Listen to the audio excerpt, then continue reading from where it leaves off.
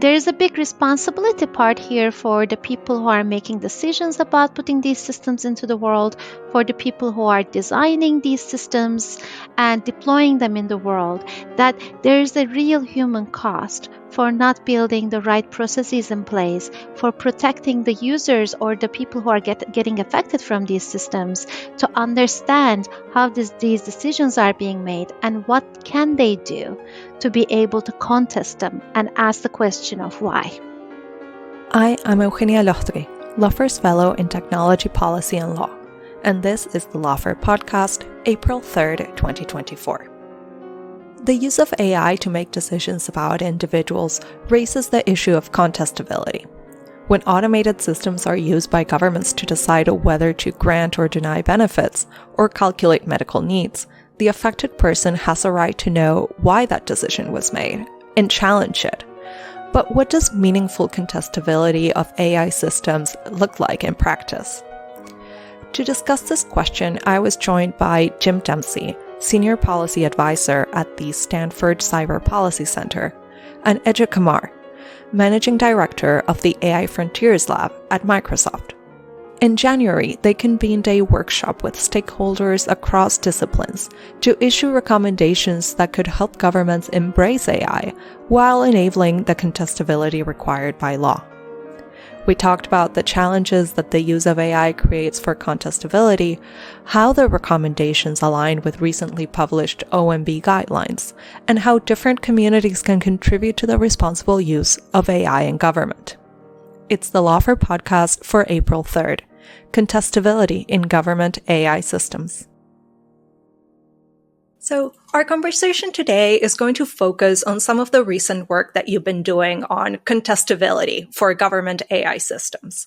But before we get into all of that, I wanted to ask you if you could start by maybe framing this conversation that we're having. When we're using, for example, even the term AI in this conversation, what should our listener be thinking about? What are you including under the term? What are some of the, maybe applications that they should be keeping in mind? Sure, I'm happy to start on it. I'm an AI researcher, so I have been doing work in the AI space for the last 20 years or so. And one of the most contested questions actually is like, what is artificial intelligence? How do we define artificial intelligence? So as a field, the field of artificial intelligence has been around for at least 70 years. And there are numerous techniques that people have proposed and implemented and experimented with over the years. But with respect to the AI systems that are in practice today, the most common approach we think of when we think of AI systems are systems that learn from statistical patterns that exist in data and use those statistical patterns to create outputs in the world. Those outputs may include language, for example, asking a question to an AI system and getting an answer back.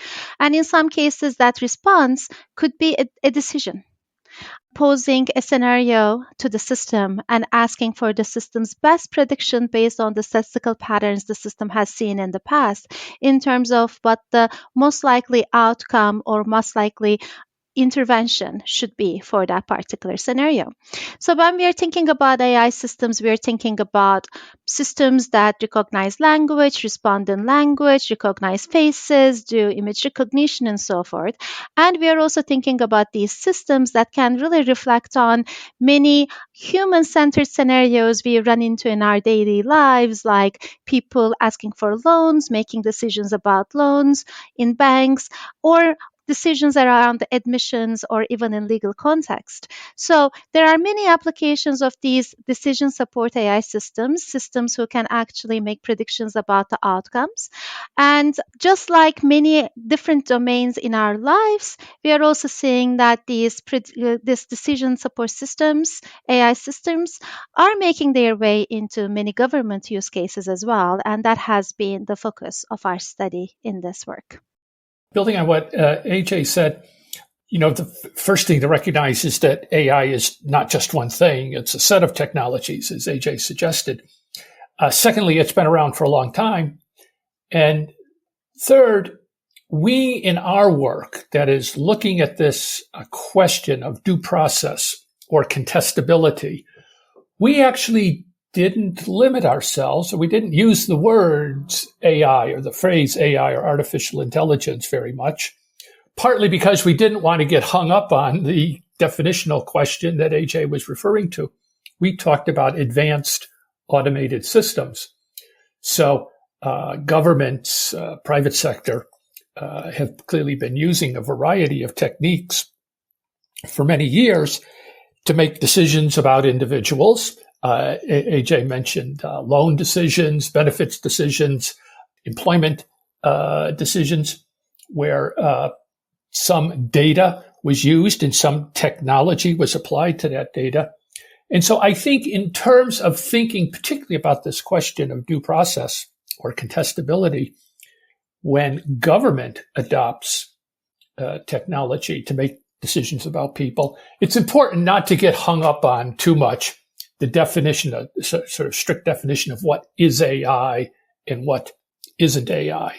We're talking about using automated technologies to draw inferences from data or to make decisions about individuals.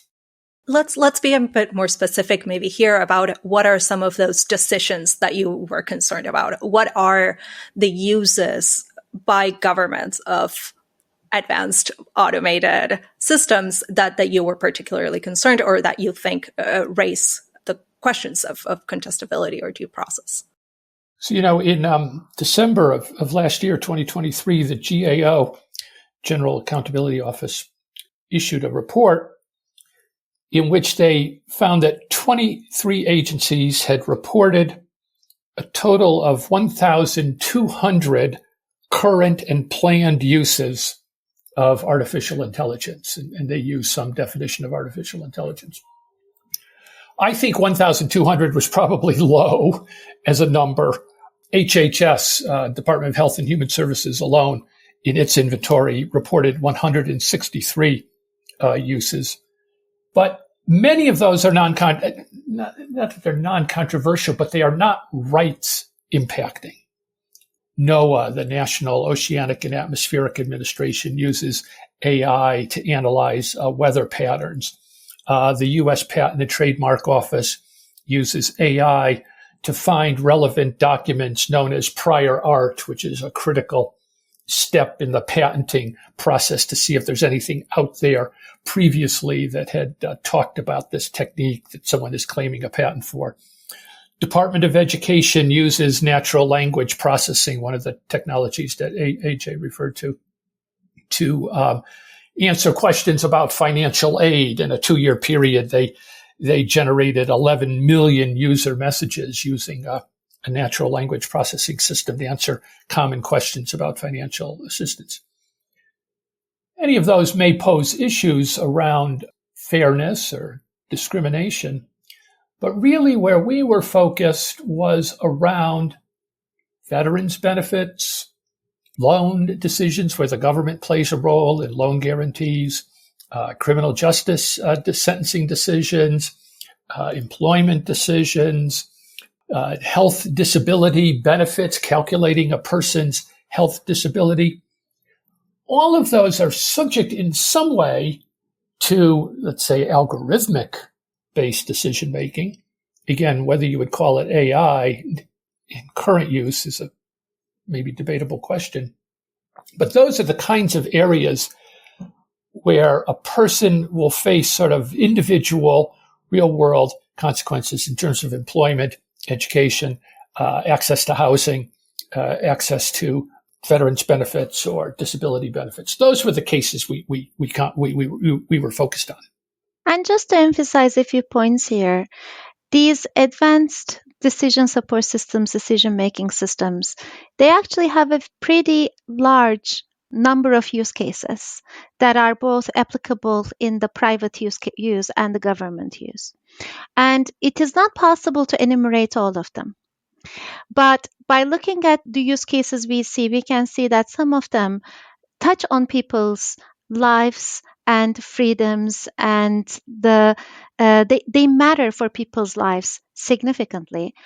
And because the use cases for such systems are so varied, the people who are being affected by the decisions of these systems, they may not be aware that there are such systems in action as these processes work out in their lives.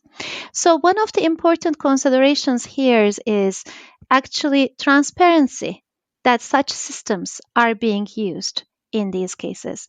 Just talking about the awareness around government use cases or consequential use cases, many of you may know a particular case that came up to both the academic and the press's attention in 2016 around recidivism use cases for decision support systems, where in US courts at the time, there was a predictive machine learning software being used to create risk profiles for defendants, for making a prediction about a defendant's probability of recidivism in US courts. And there are studies, anyone can go on the internet and read about these recidivism predictors. ProPublica was the first source that actually did a detailed investigation, in particular to the fairness of such models with respect to demographic directions like race and gender. The important point I'd like to make about this case is that although the academic world, especially the faith community in computer science, fairness, accountability, transparency, and ethics community was shocked by this use case, these systems were actually active for a decade in US courts at the time. So it is very important to create awareness that there are consequential use cases of these advanced decision support systems in the world, including government use cases, and where they are used and how they are impacting people's lives may not be transparent or easily observable from a user perspective. And that's something we should take some action about. So, what is it about these systems? What are the characteristics of them and the way that they arrive at a decision that make them, concerning? What are some of the challenges that you face when government adopts the use of these? Let's just call them AI systems or AI tools for ease. I can start by listing some of the challenges and Jim can continue. First, one of the challenges with these advanced decision support systems that come from a statistical learning technology is that these systems learn from historical data and they are trained based on statistical patterns, which means for training many of these systems, what the developers would tap into is historical data or exemplary cases, most likely where they can find scalable data. We are talking about thousands and tens of thousands of previous cases that these systems can tap into to learn the major statistical patterns from. And these historical data, if these models are learning from those historical data, they actually carry a lot of patterns about human biases. They include a lot of historical issues and fairness issues as well. And systems who are taking these historical data as the golden truth, as the truth of the world, as a blueprint of how these decisions should be made, they are actually learning about all of those patterns that may not be ideal to learn from. Also, these data sets that systems learn from may not be comprehensive. They may not include some of the really important characteristics of the cases or the individuals. And they will still need to correlate their decisions with respect to the characteristics that are available in the data set. And what these models end up learning are not, in most cases, causal relationships that really explain the how those outcomes turn out to be in the world. But most often, these models learn correlation patterns that only correlate the observable facts of the world or the characteristics of the individual with the outcome. And decisions that are made based on those correlated patterns may not be reliable for making decisions about some certain groups, sometimes because those characteristics are not included in the data sets, and sometimes there may not be enough details, enough data about certain demographic groups in those data sets. And finally, when we are talking about these statistical models, we also accept that what these models will do are stochastic decisions. They will learn patterns that may apply to the majority, but there are going to be these outlier cases or the 1/10 of the group that this decision will not apply to. And it is very important to be aware that every decision of its statistical decision support system is going to be a stochastic one. What AJ is saying on that last point is critical, which is if you have a probabilistic system, it is by definition going to be wrong some of the time. And the system may be pretty darn good, but what about those some percentage of people for whom you know it's making a wrong decision? They need to have the ability to challenge the decision and say, hey, I don't fit the pattern, but I do deserve the loan or these benefits. And a critical point here is that everybody up and down the chain of command inside a government agency, and for a minute, let's just focus on government agencies, which are obviously subject to constitutional principles of due process. Everybody up and down the chain of command needs to appreciate the kinds of things that AJ was describing in terms of what can go wrong with these systems. Even if they promise and bring, and even if they can deliver huge benefits in terms of efficiency, cost reduction, perhaps even more accurate than a human in some contexts. Still, whether it's the secretary of the department or the head of the program of veterans benefits or health disability benefits, Medicare, Medicaid services, all the way down to the individual sort of case officer, case agent, case worker, interfacing individually with the person who's applying for benefits, for example. All of them need to understand at some level how these systems work and how they can go wrong. I mean, the last thing we want is what's known as automation bias, which is, oh, well, you're not eligible for veterans benefits. Why? Well, the machine tells you, the computer says you're not eligible.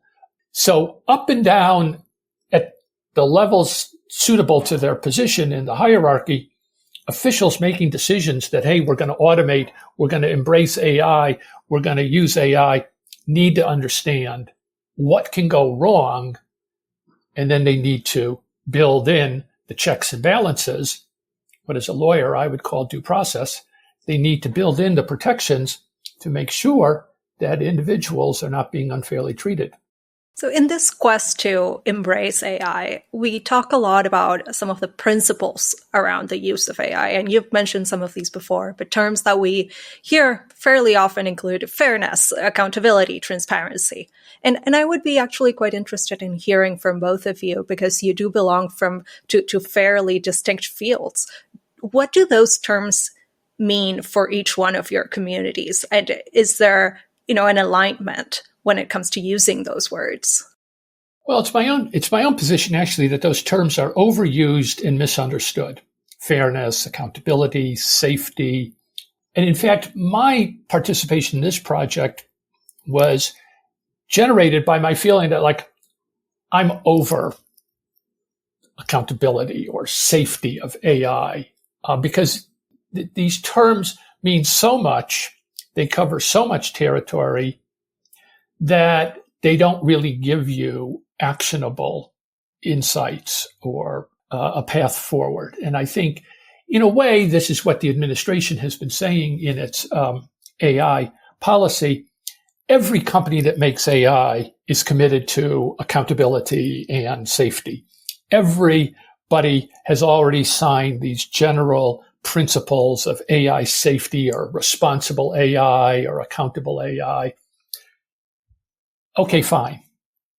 It's come time to move on and figure out what those concepts, what those high-level principles mean in practice, which means drill down on bias, drill down on cybersecurity implications of AI, neither of which were issues that we took on, drill down on due process and the right to contest a decision made about you. That's what we wanted to drill down on, because the time has come to put flesh on those bones, to spell out in actionable detail what that means. And that's what we tried to do in this project. And I think it's time to do that across the board, whether you're talking about anti-bias and discrimination, safety. Again, these terms, a term like safety can mean almost anything. We need to get more concrete, and we're trying to get more concrete. I can answer that question from a computer science perspective as a computer scientist myself. These notions that we are talking about are notions that are really about having machine learning AI systems or these advanced automated systems functioning in the real world.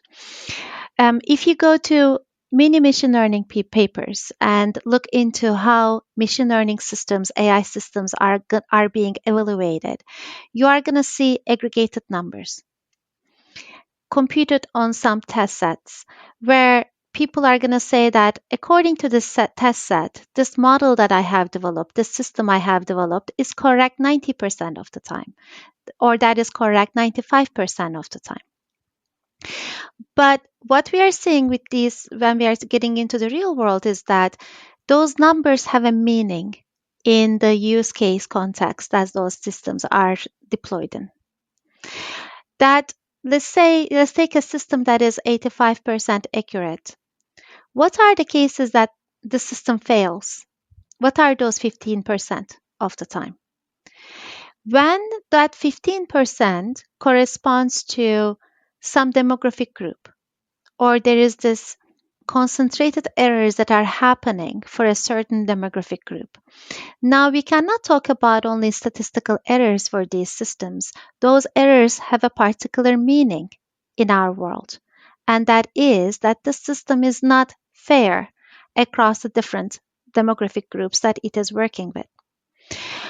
Or when we take a system and we see that that system is not working very well under some lighting conditions, let's say it's a vision system, that would be a reliability consideration because I don't expect that system to work equally well across different use cases and environmental conditions.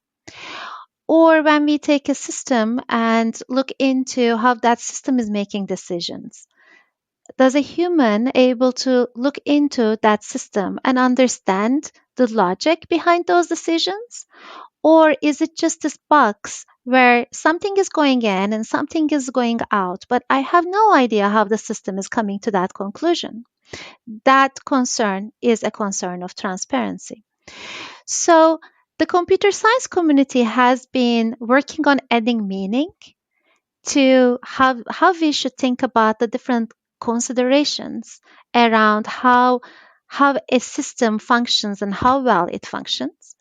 I agree with Jim that listing these principles out is really not understanding how they work in practice. And there's actually a lot of work in the last decade that has happened both in academia and industry trying to put that meat to the bone.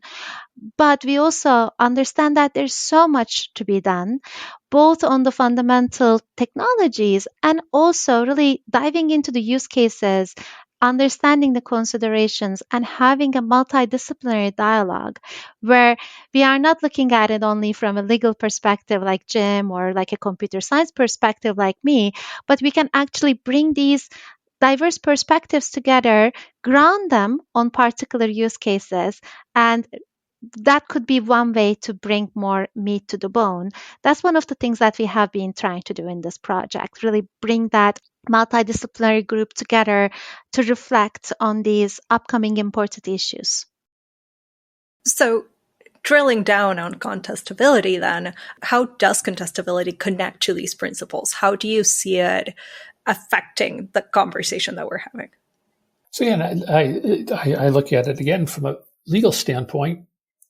And again, particularly in the governmental context, everything the government does is subject to the Constitution. And the Constitution has in it the due process principle, which is that if a person is going to be deprived of property or life or liberty, they are entitled to due process. And what does due process mean? One, it means a notice of what is happening to you and why. And second, a meaningful opportunity to challenge the outcome or decision.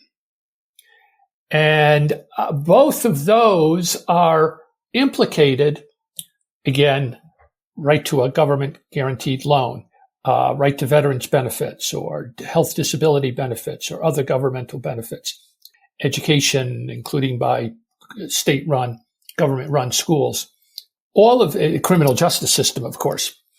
In all of these contexts, that right to due process is available. But what we had heard 10 years ago was, the technology is so complicated, we can't actually explain it. The machine learning or some of these more advanced techniques can't explain it. That argument, by the way, was made even with some of the relatively simplistic algorithms that had been developed in welfare contexts and other contexts. And one of the things that I wanted to do with this report was to push back at that. And as AJ said, we brought together lawyers, policymakers, advocates, and computer scientists, experts in machine learning and artificial intelligence. And to me, one of the takeaways was not all AI is equal in this regard. Some systems, in fact, may be inscrutable or may be very difficult to explain their outcomes. Others can be explainable in a way that gives that individual that first principle of due process, which is the notice and explanation of what went on and why. Why did you get your health benefits reduced? Why were you denied veterans benefits? Why was a sentence recommended of a certain number of years for you? This is a matter of conscious design choices. The technology is now at a state where it can be designed consciously in order to meet the needs of notice and a meaningful right to object. And that's the key choice that government policy, or one of the key choices that government policymakers have to make, and people up and down in the chain of command in agencies need to make when they're investigating artificial intelligence. Make the choices that understandability and contestability are part of the design criteria for the system. If you do, you can develop a system that does protect the rights of the individual. If you don't do that in the design phase, then you may be stuck with a system that is not explainable and does not give the individual the right that they're entitled to. So it's a matter of design choices. Don't throw up your hands of, it's AI. Forget about due process. It's AI. We can't understand it. There's no AI that's explainable. That's what I heard. AJ, is it right? You heard that as well, I think.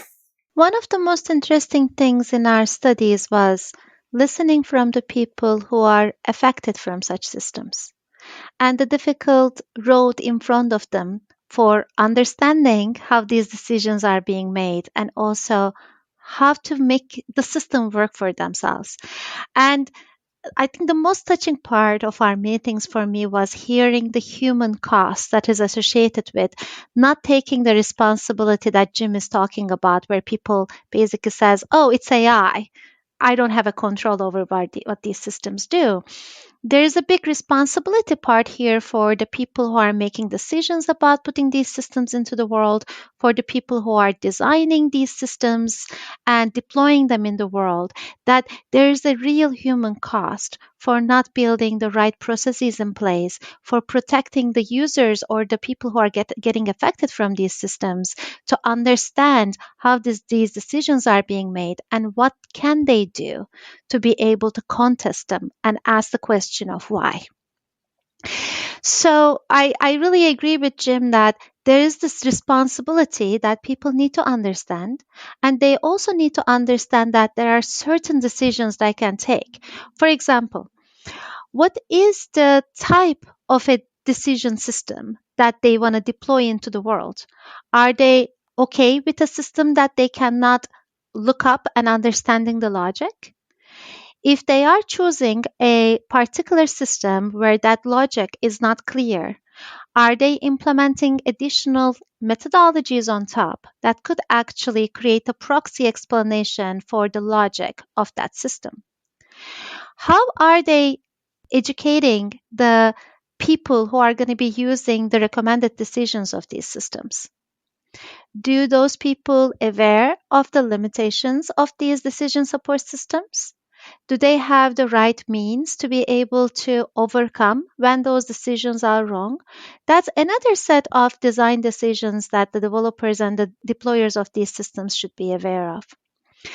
And in other cases, let's say when the decision is negative for a user, are there ways to explain and help the user figure out what they can do to be able to revert that decision back?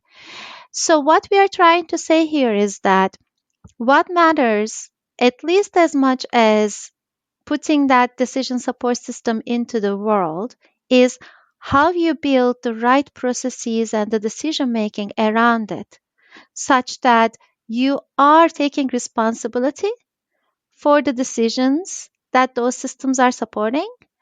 You are supporting the people who will be using those systems in the way they make decisions, and you are enabling the people who are affected from the decisions of these systems to be able to understand and also take the right actions to be able to say, you are wrong. I want my decision to be reevaluated again, so that these systems can actually do some good in the world, for example, adding more efficiency into the system or helping people to get to better decisions, but not kind of put people into these really tough spots where they are just trapped with an unfortunate decision that these systems may make about themselves. So I think this is the perfect entryway into talking a little bit with a little bit more detail about the workshop that you put together and all the, the different steps that you've taken in this work. You have a set of recommendations that you put forth precisely addressing this question. I would like to hear a little bit more about what you were hoping to achieve through the workshop and what are some of the, maybe not all the recommendations, but some of the, the recommendations that you think are low-hanging fruit or the most important that need to be achieved. What would you highlight out of all of this work that you've been doing?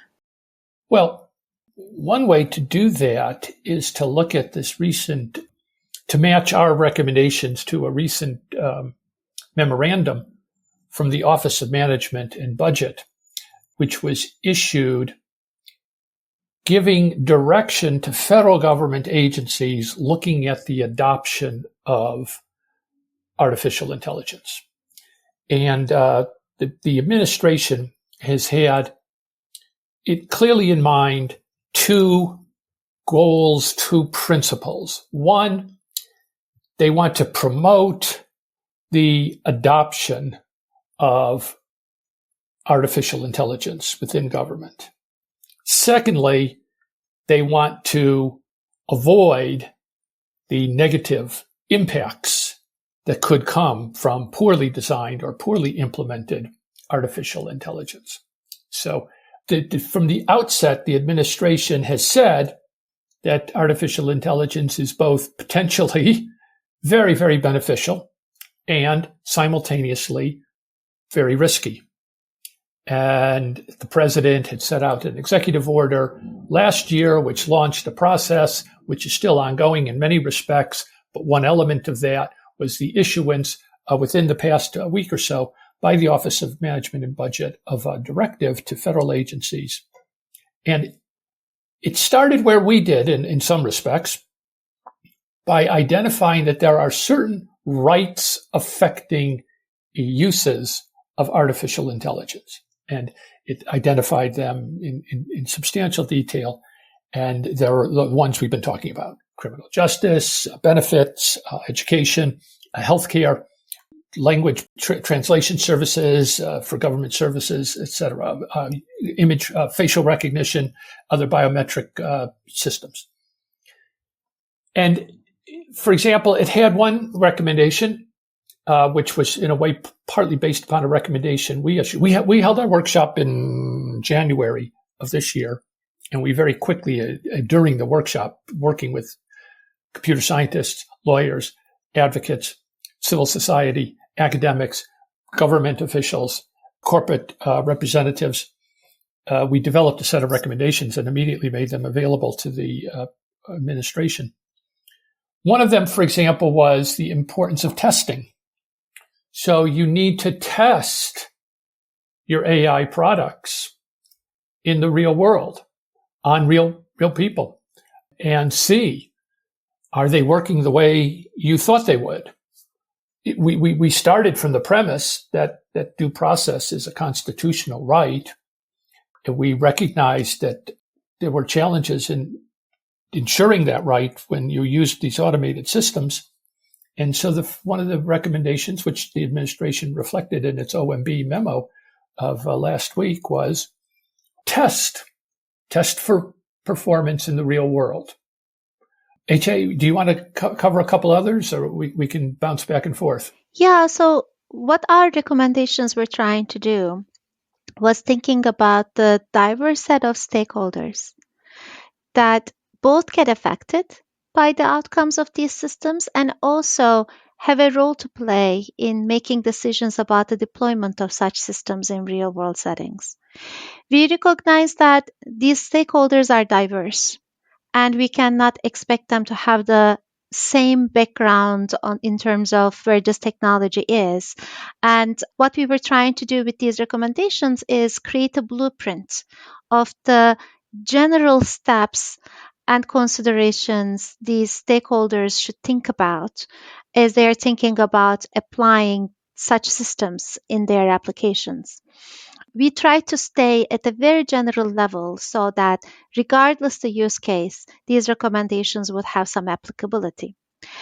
One of the recommendations that matter a lot is an impact assessment at the design stage of an application of a system.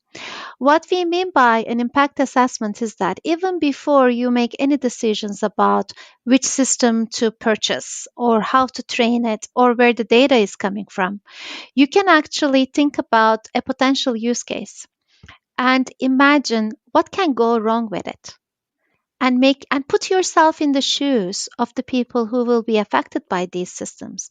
What can really go wrong with it?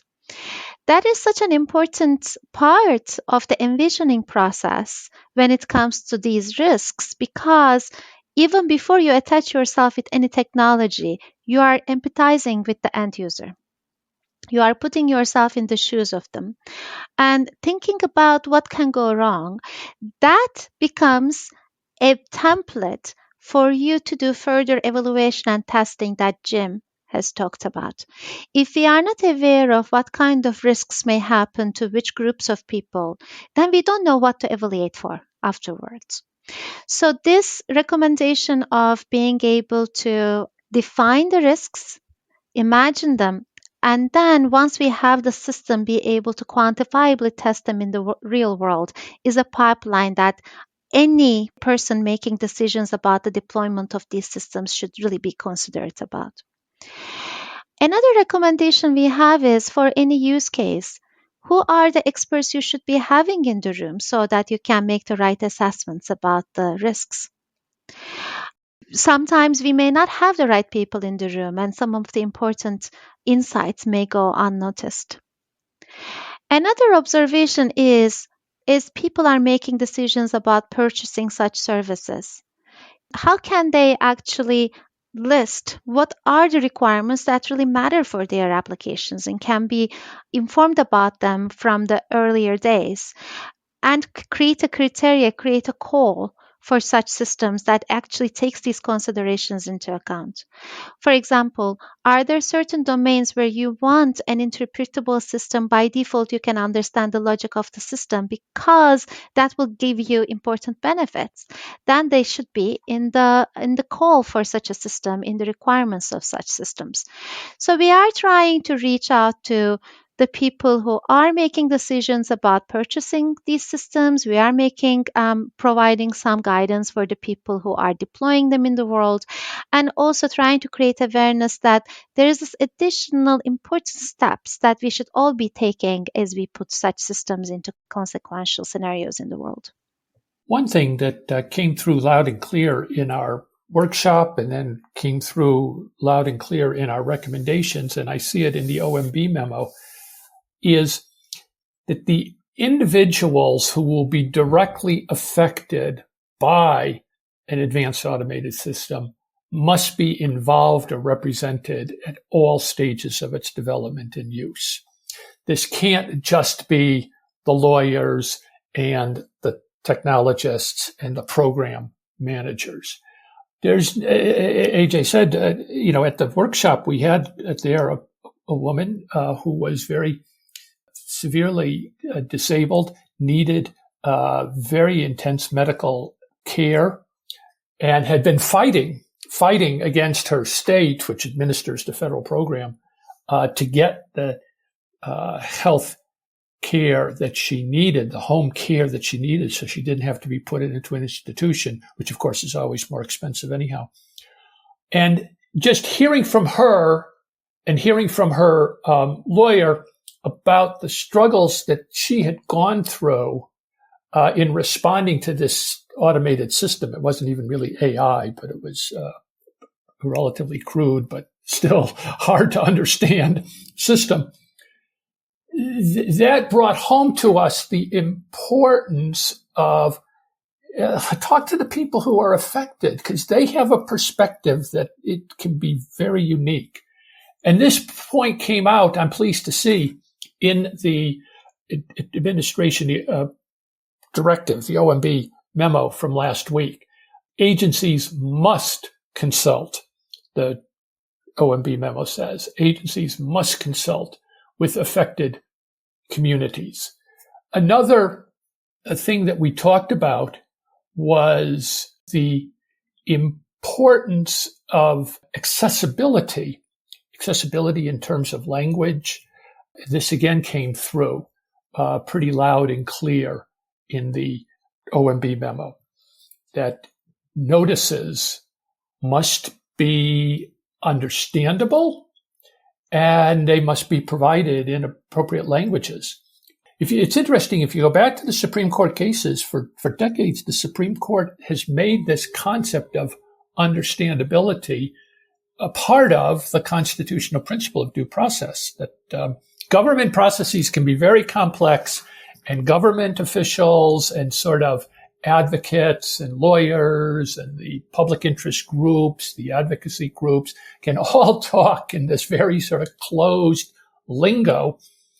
And the Supreme Court has said, and we shouldn't forget it, they have said, your notice must be able to be understood by the people who are actually affected.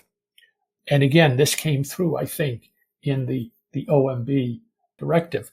We can talk about other ones. Maybe both HA and I should talk about the training and sort of talent issues here, because doing all of this is not going to be easy. So yeah, actually, that's kind of where we were headed. But I did have a question, and I think I would like to start with you. If the question of contestability is, a matter of design choices very early on, what are, maybe some of the levers that can be used in order to incentivize the developers to make those choices from the get-go? How do we get them to make the right choice? First of all, developers of such systems should be informed about their responsibility in their choices and how those choices will affect the end users of such systems. One of the things we observe it, just the software engineering in general, is that there could be different people involved in different stages of developing a product and putting it into the world. And sometimes you may not have all of them thinking together about what they are building and how that's actually going to affect people at the end. There might be this pipeline of people building independent components without understanding how that's going to come together and then do something in the world. One of the things that's very important is, and that's why I was going by the first recommendation of the impact assessment, is that if you have a good understanding of what your system is going to do in the world and who that's going to be impacting, that gives a meaning to the different people who are involved in both making decisions of these systems and developing them and deploying them in the world, that there are certain requirements they should be bringing in for their own part so that best outcomes can happen at the end for the whole system.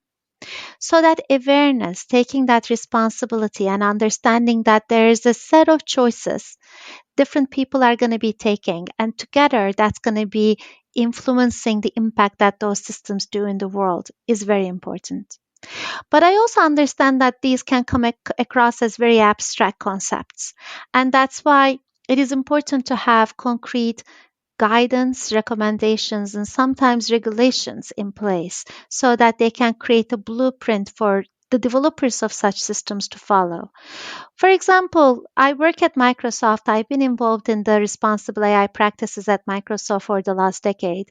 And we observe the same thing happening in industry, that people meant to build good, responsible products and put them in the world, but they didn't know where to start from. They didn't know what was that action space or the choice space that they could consider to make sure that their systems had contestability on them, or even think about what, let's say, contestability meant for their systems.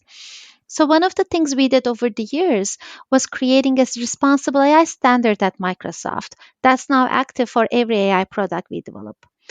And that standard does not give a detailed step-by-step process for everybody to follow, but it gives a blueprint. It gives something to start from.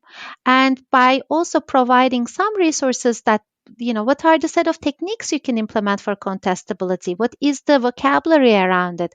What are the design choices? What are the trade-offs? That can become a best practice guideline for any system that deals with contestability.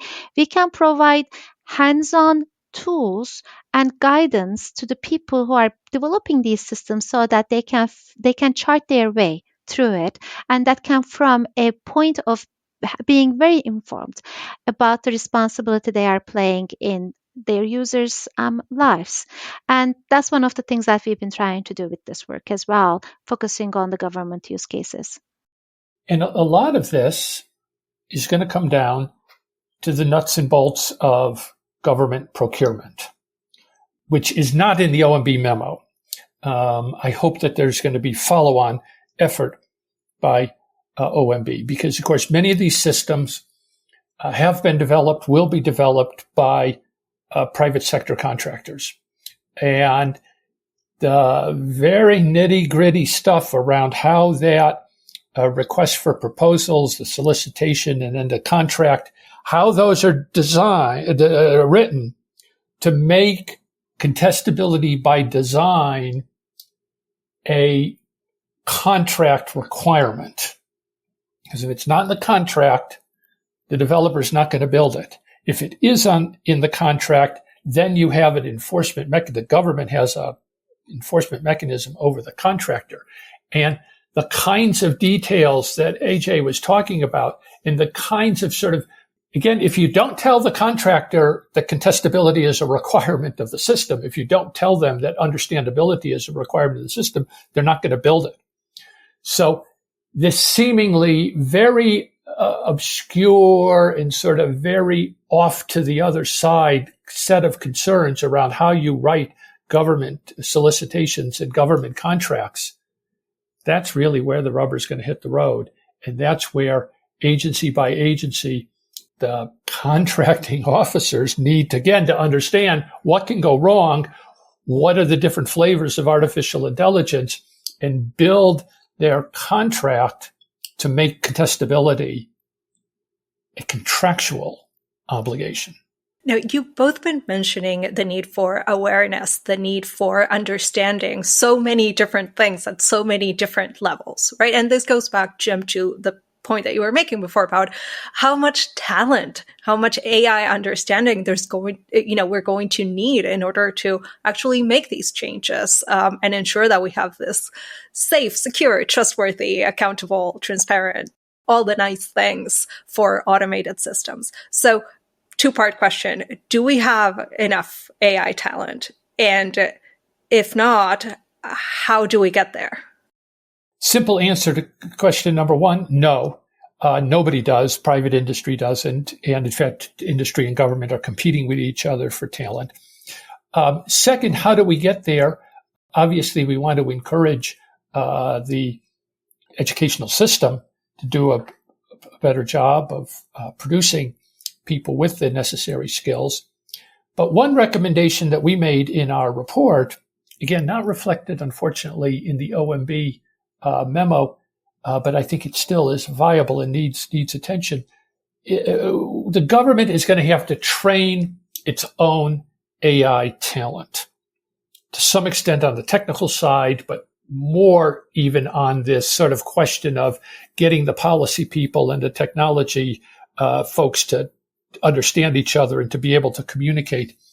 And we recommended that the government should establish a centralized training facility. That the executive order and the OMB order put this on agency by agency, put the responsibility for talent development on each agency, which is fine at some level, but I don't think that any agency is going to have the capability to do that sufficiently. The government, we have government-wide law enforcement training. We have government-wide language training. We have one or two sort of centralized facilities for training people in the languages that our diplomats and other overseas functions require. We have a centralized training facility for polygraphers. We have a centralized training facility on cryptography. I think we need to have a government AI governance training institute. I would like to add one more thing. Like when we are talking about AI talent here, what we need for this is not necessarily only AI talent and just adding more technical expertise into the loop. Of course, we need the technical expertise to be able to bring the right techniques into the picture so that we have informed decisions about which technology we are implementing and when. At the same time, the kind of considerations we are talking about are not only technical considerations, they are socio-technical considerations. So the right talent to include into the loop to be able to address the issues we are talking about in the right way is not necessarily bringing in people with a stronger technical perspective. It is actually finding the people who can bring this important mixture of societal understanding and the technical expertise to be able to bridge the gap between the use cases and the actual deployment of these systems in the world. And this type of talent is even harder to get by than the general AI talent because we are talking about people that are trained in a different way that really understand the social considerations, the societal considerations, as well as the technical considerations. So there's a call here also into the AI education that happens at institutions, that when we are thinking about training the next AI talent, we should not only be thinking about the algorithms, the models, the technical choices and their consequences, but we should train a generation that has a good understanding of the societal considerations, the impact that AI is creating in the world, or these sophisticated decision support systems are creating in the world, and really understand that intersection well. The other thing I'll add is that there is some training here for the people who are not building these systems but making decisions around them.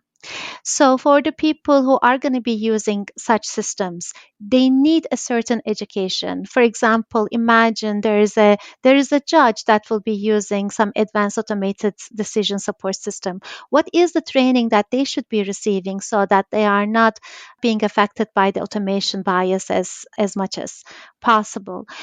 For the people who are going to be making the procurement decisions around these systems or writing the call for such systems, they need to have some understanding of the technical and societal considerations as well. The amount of the technical knowledge they need to know is not going to be the same as somebody building these systems. But one of the things that's really important is thinking about the large set of stakeholders that will matter for getting this right, and what each role different stakeholders need to know so that they can collectively make the right decisions. Amen to all that. Absolutely. I think that's actually a pretty good point to end on. This conversation, really spanned a lot of different issues, different topics, but I think this call, making sure that we're focusing on the intersection of all these issues, is really a good wrapping point. So thank you both for joining me today. Thank you. Thanks so much. The Lawfare podcast is produced in cooperation with the Brookings Institution. You can get an ad-free version of this and other Lawfare podcasts by becoming a Lawfare material supporter at patreon.com/Lawfare. You'll also get access to special events and other content available only to our supporters. Please rate and review us wherever you get your podcasts.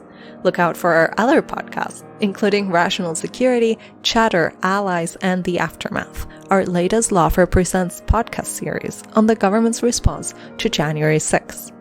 Check out our written work at lawfaremedia.org. The podcast is edited by Jen Patyahao, and your audio engineer this episode was Noam Osmond of Goat Rodeo. Our music is performed by Sophia Ayan. As always, thank you for listening.